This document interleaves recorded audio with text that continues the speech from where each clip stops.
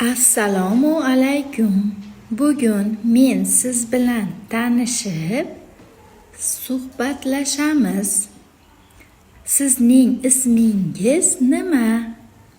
Mening ismim Zilola. Yaxshi. Sizning yoshingiz necha yoshda? Mening yoshim 16 yoshda. Siz qachon tug'ilgansiz? Men 2010-yil 12-yanvarda tug'ilganman. Siz qayerda yashaysiz? Men Farg'onada yashayman.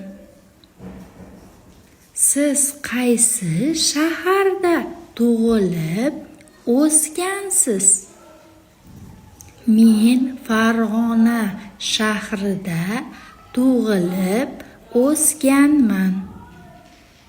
Yaxshi, men siz bilan tanishganimdan xursand bo'ldim.